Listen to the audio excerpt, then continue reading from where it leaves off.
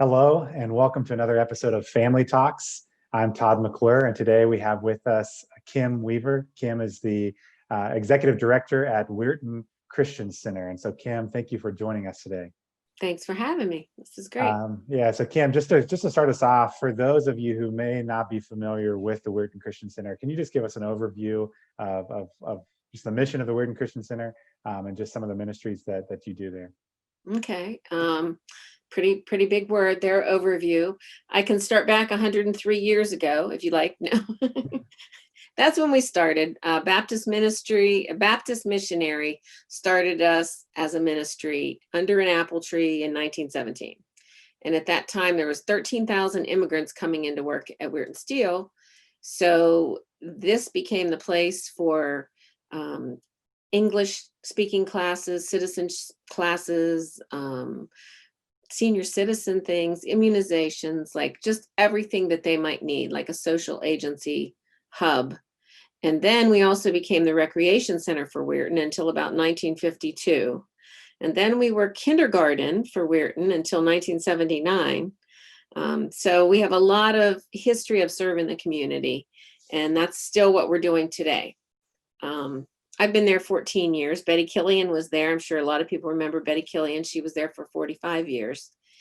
And in the 14 years that I've been there, we've done a lot of growing, we've done a lot of changing, and a lot of different services have been added. So right now we have a preschool that serves 3-year-olds and 4-year-olds, and it's free to them. We provide them with lunch. They kind of overlap at lunchtime, and then we have 3-year-olds in the afternoon. We provide transportation. We have 4 15-passenger vans and 2 8-passenger vans. So the preschool runs basically from 9 to 3. And then after school, we are getting kids from 2:30 and keeping them till 6. And then we take them home. While they're with us, we help them with homework. We have tutors. We've had teachers coming in and helping to tutor. We have dinner. We have 2 software programs on our computers that licenses for IXL and Lexia that is really proving to help these kids learn better. For instance, IXL has math, science, and social studies for everybody from kindergarten through high school and every area of those studies that you might want to know about.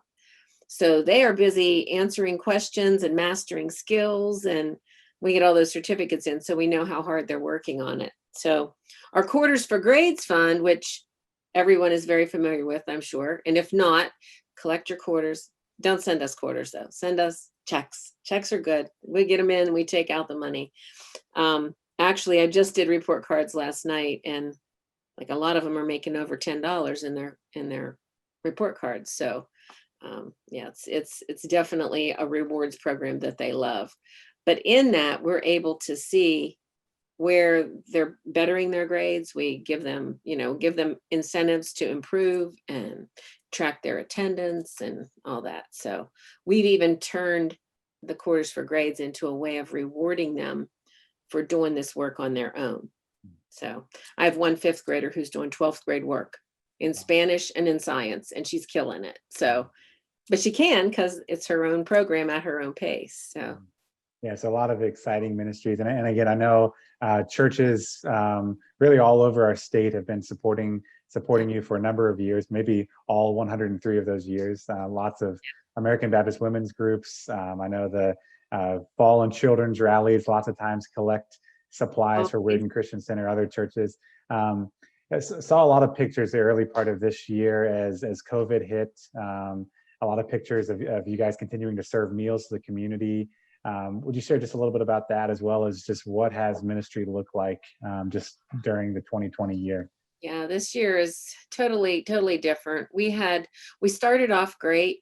We partnered with Hancock County Schools, and they sent us 6 teachers who were elementary teachers who were with our elementary students every single day after school, helping them do their homework and tutoring them.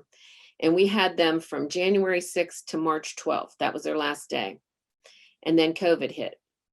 And the county even paid for that. Like they brought them in. The teachers loved it. They loved being able to help these kids. Their grades got better. And then on March 16th, we had to close.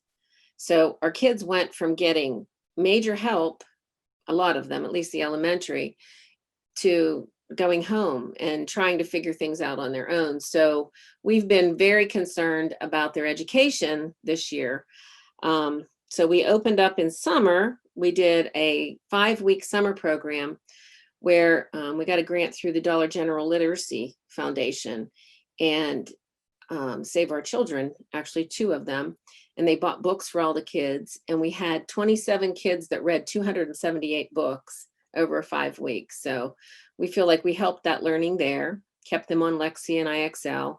And then we opened up again in September. So in September, they were only going to school 2 days a week. So we decided that we better open up 10 to 2 for those kids who weren't in school. And then the ones that were in school would come afterwards. So now they've switched and they've gone to 4 days, and we don't have enough room to safely keep everyone. So they're staying on their same 2 days. And then Wednesday is a tutoring day. So we're focusing on just helping kids who really need the help. And we had a couple virtual learners. Everyone who was virtual has now switched. And now if COVID happens again, we're going to probably end up totally virtual again. And yeah, so it's a little scary because they do need us, you know. A lot of the schools here gave everyone an iPad or a Chromebook in the Christian school. And that's helped because our big thing was our 2 computer labs are the only computer access a lot of our kids have. Because of the kids that we serve, when I did the numbers last year, it was 73% of our children are in the 30% and below poverty level. So that being said, we fill a lot of needs for those families. It's pretty beneficial that they come to the center, and we worry about them all when they're not there. So yeah, and I've heard you talk a little bit about obviously the poverty level, but a lot of them are being raised by grandparents or have grandparents intentionally involved in their lives. Can you share just a little bit about some of those? Yeah, that's a thing all over the country. The opioid epidemic, health issues, and now even with COVID, there's probably going to be, a lot of that going on. But I really didn't think about it until in March. We were helping the school backpack program. A lot of them didn't have transportation. So on Fridays, I was just delivering like 38 meals or 38 like backpacks of food on Fridays to these kids from the elementary school. And I mentioned something about opening up. When I was talking about opening up, the woman in charge of the backpack program said, if you open and these kids get sick, over 50% of our kids are being raised by grandparents who are older, and they're going to be taking germs home. So we have to be extra cautious about that. But we wanted, when we closed, we definitely wanted to keep feeding them. We're a part of the state's child nutrition program for at-risk children, at-risk feeding during the school year, and then summer feeding program for the summer. So we continued to feed even when we didn't have the kids. And in May, I know we got up to about 150 meals that we were doing delivery for. Like we were just getting their addresses and delivering them because the schools were passing them out. But really, all 3 schools in the city that were passing them out were not doing as many meals as we were because people couldn't get there to pick them up, So we decided that was real important. And we are now still, right now, it's probably going to go up. Right now, we're feeding about 70 kids at the center and then another 70 getting delivered. But over the weekend, because the schools are closed again, I've got more requests. So we're going to be adding to those numbers. So. Yeah, well, we greatly appreciate all the work that you are doing and that the Weirton Christian Center is doing, and even that we as a state convention and as a family of churches can be a part of that through our giving and through just through our support.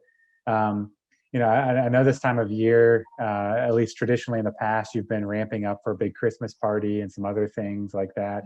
What's on the horizon this winter or beginning of 2021? I wish I had a crystal ball. I wish there was a real answer. I do want to address that I am so blessed with the Baptist family in West Virginia. I mean, I know that we could not do this. We would not have been here for 103 years. We couldn't do it without you guys. I mean, it's huge. I'm gonna tear up. And we miss seeing everybody. That's really hard too. But we are missing our big Thanksgiving dinner. The Greek church every year invites all our kids and their families, and they cook them a big Thanksgiving dinner. And it's become tradition. This is our 12th year, I believe. And all the families will say, this is so important to us. So most of those people that are cooking those 20 turkeys for us are over 70, and they can't do it this year. So we've offered to provide the families with a turkey and the potatoes and everything they need to make a meal. It's not going to be the same, but that's what we're doing for Thanksgiving. And then we also are giving everybody blessing bags. They usually get those at their meals. So we're going to send home enough breakfast, lunch, and dinners to cover them for maybe a week next week, so that'll at least give them something to go on. But for Christmas, yeah, last year it was great. We had everybody in one place and we did a big party. And you might have seen our kids on Facebook. They had them all put their red sweatshirts on and get a picture. So I've left it up because it's hard to get them together. So especially now, we haven't been letting them cross rooms. Like if they go in first and second grade, they stay there. You know, we take the food to them. We've been very, very safe and very clean about what we're doing. So Christmas, if we don't have them, we're not sure what we're doing. We're probably going to be running a major delivery service because we're still going to get them the gifts that we normally do. And we're going to just try to make it happen. So our Christmas program for the preschoolers, we just decided we're having them come in and dress up in their Christmas outfits next Tuesday and sing their Christmas songs. And then we're going to send parts home to the parents because they're going to be home a week after Thanksgiving, and let the parents video the kids and send it to us. Okay. So we'll have a virtual Christmas program for everybody to see in December. So it's one thing we can do. So. Well, again, we appreciate all that you do, and for churches. You know, I was joking with you earlier, for individuals who may have been under a rock for the last 103 years and not aware of all the ministry that you're doing on up there in Weirton. How can people learn more? How can people get involved? How can churches get involved? Well, we have a Facebook page that is probably better than the website. I am going to work on the website this week to get it updated, but I try to update everything on our Facebook page. And we definitely accept cash donations. We do online. And I'm going to tell you what, the churches in West Virginia have just blown us away, because I know a lot of churches are not meeting through all of this. And our support has continued strong, like very strong. Like this month it was amazing. And we couldn't do it without that support. So anything, if you would like to put us in your mission budget, if you want more materials from me to share with your church, I've done some short videos that I could share. It's crucial that we have the church support, and the AB women, I just love them. It's like, if I put a need out there, somebody fills it. Like I mentioned the Quarters Fund was going down, and the Quarters Fund is now building back up again, you know, and that's churches and ABW, but they're so faithful to us with that. And then they get us the stuff that we need. Like if we say we're going to camp and we need flip-flops and beach towels, we get flip-flops and beach towels. You know, it's amazing. I miss seeing all the ladies that come and deliver stuff though. That'll be nice to get that back to normal and be able to get back to the conventions and see everybody again. But yeah, it's been amazing, the support that we've gotten. We even had help with, we're starting a new group in light of the fact that some of these kids are being raised by their grandparents. We had a kindergarten student that just lost his grandma that has raised him since birth, because his mom is not in the picture at all. She was on drugs. And so we have a kindergartner, we have a second grader who's lost both parents and is being raised by a grandma. We have a 16-year-old who lost his dad who always took him to sports practices. And this past year, there's just been a lot of loss. So a friend of mine actually came to me. Her daughter-in-law died of an overdose, and she had 2 grandchildren. 14-year-old grandson couldn't even go to school anymore. Like, so much depression and anxiety and just everything that he couldn't cope. And she was looking for a place for him to see that other kids are like him. He felt like he was just all alone. So we started Never Alone Kids, and we're kicking it off this Thursday, our open house. Now, in the midst of these rising numbers, the health department's probably going to say, sorry, you got to Zoom your open house, but we're hoping that we can get kids in and sign them up, and then meet twice a week and provide age, peers, like elementary, middle school, and high school kids together that can learn how to cope. So we would really like prayers for that, because it's a huge undertaking. I have 12 trained volunteers, but me being one of them, I know it's going to be very challenging to just not have your heart broken over and over again, and be able to bring hope and peace and all that into it. So we need prayers for that. Yeah, absolutely. And as you mentioned before, for churches who are, working on church budgets, Yes. obviously keep Weirton Christian Center in your budget. Or if you're interested in learning more about the Weirton Christian Center, you can contact me at the convention office. You can contact Kim. Kim, what's a good email for you? Kim at WeirtonChristianCenter.com. Okay. It's long, but it's easy. Just Kim at WeirtonChristianCenter.com. Okay, and then of course you can visit Weirton Christian Center's website, WeirtonChristianCenter.com, as well as look them up on Facebook. And so again, Kim, thank you for joining us today. Sure. Again, you are the Weirton Christian Center is an important part of our convention mission of doing Christ's work together. And so thank you for allowing us to be involved in that ministry. And thank you everyone else for joining in and watching. Next week will be our last family talks of the year before we take a break for the month of December and then pick back up in 2021. So thank you guys.